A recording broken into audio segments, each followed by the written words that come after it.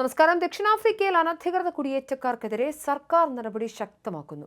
രാജ്യത്തു നിന്നും 5 ആഴ്ചക്കുള്ളിൽ 53,000-ലധികം വിദേശ പൗരന്മാരെ നാടുകടത്തുകയോ തിരികെ അയക്കുകയോ ചെയ്തതായി സർക്കാർ വൃത്തങ്ങൾ വ്യക്തമാക്കി. മൈഗ്രേഷൻ മാനേജ്മെന്റ് എന്ന പേരിൽ ആരംഭിച്ച പ്രത്യേക പരിശോധനകളുടെ ഭാഗമായാണ് നടപടി. നാടുകടത്തപ്പെട്ടവരിൽ ഭൂരിഭാഗവും മലാവി, സിംബാബ്വെ, മൊസംബിക് എന്നീ അയൽരാജ്യങ്ങളിൽ നിന്നുള്ളവരാണെന്ന് അധികൃതർ അറിയിച്ചു. രാജ്യത്ത് നിയമവിരുദ്ധമായി തങ്ങുന്നവരെ കണ്ടെത്താനുള്ള നടപടികൾ തുടരുന്ന സാഹചര്യത്തിൽ വരും ദിവസങ്ങളിൽ നാടുകടത്തപ്പെടുന്നവരുടെ എണ്ണം ഇനിയും ഉയരുമെന്നാണ് കണക്കാക്കപ്പെടുന്നത്. അടുത്ത കാലത്തൊന്നും കണ്ടിട്ടില്ലാത്ത വിധത്തിലുള്ള വൻ നാടുകടത്തൽ നടപടികൾക്കാണ് ദക്ഷിണാഫ്രിക്ക ഇപ്പോൾ സാക്ഷ്യം വഹിക്കുന്നത്. രാജ്യത്തുടനീളം ആഴ്ചകളായി തുടരുന്ന വിദേശി വിരുദ്ധ പ്രക്ഷോഭങ്ങളെ തുടർന്നാണ് സർക്കാർ ഇത്തരമൊരു കടുത്ത തീരുമാനത്തിലേക്ക് കടന്നത്. വിദേശ കുടിയേറ്റക്കാരാണ് രാജ്യത്തെ ഉയർന്ന തൊഴിലില്ലായ്മയ്ക്കും കുറ്റകൃത്യങ്ങളുടെ വർധനവിനും പൊതുസേവന മേഖലകളുടെ തകർച്ചയ്ക്കും കാരണക്കാരെന്നാരോപിച്ചാണ് ജനങ്ങൾ തെരുവിലിറങ്ങിയത്. പ്രക്ഷോഭങ്ങൾ പലയിടത്തും ആക്രമണങ്ങൾക്കും കടകൾ കൊള്ളയടിക്കുന്നതിനും വിദേശികളെ ഭീഷണിപ്പെടുത്തുന്നതിനും വഴിമാറിയിരുന്നു. അതേസമയം ദക്ഷിണാഫ്രിക്ക നേരിടുന്ന സാമൂഹിക സാമ്പത്തിക പ്രതിസന്ധികൾക്ക് കുടിയേറ്റക്കാരെ ബലിയാടാക്കരുതെന്ന് ഐക്യരാഷ്ട്രസഭ മുന്നറിയിപ്പ് നൽകി. എന്നാൽ സർക്കാരിന്മേൽ സമ്മർദ്ദം ശക്തമാക്കുന്നതിനായി ആഴ്ചതോറും പ്രക്ഷോഭങ്ങൾ സംഘടിപ്പിക്കുമെന്ന് വിദേശവിരുദ്ധ പ്രവർത്തകർ വ്യക്തമാക്കിയിട്ടുണ്ട്. അനധികൃത കുടിയേറ്റക്കാർ ജൂൺ 30-നകം രാജ്യം വിടണമെന്ന് പ്രക്ഷോഭകർ മുന്നറിയിപ്പ് നൽകിയിരുന്നു.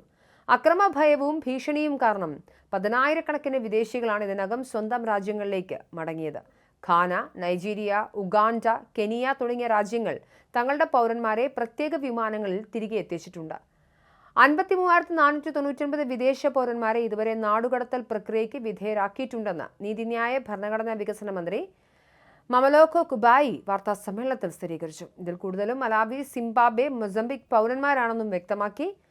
സ്വന്തം പൗരന്മാരുടെ ആശങ്കകൾ പരിഗണിക്കുന്നതോടൊപ്പം തന്നെ മനുഷ്യാവകാശങ്ങളും മനുഷ്യന്റെ അന്തസ്സും ഉയർത്തിപ്പിടിക്കുന്ന രീതിയിലാണ് നടപടികൾ പുരോഗമിക്കുന്നതെന്ന് മന്ത്രി കൂട്ടിച്ചേർത്തു. ഈ പരിശോധനകളുടെ വിവിധ കുറ്റകൃത്യങ്ങളിൽ പോലീസിന് ആവശ്യമായിരുന്ന നിരവധി പേരെ പിടികൂടാൻ കഴിഞ്ഞതായും അവർ അവകാശപ്പെട്ടു. നിയമം കയ്യിലെടുക്കരുതെന്നും സംശയമുള്ള വീടുകളിലോ സ്ഥാപനങ്ങളിലോ അനധികൃതമായി പരിശോധന നടത്തരുതെന്നും പ്രക്ഷോഭകർക്ക് അനധികൃത മുന്നറിയിപ്പ് നൽകി.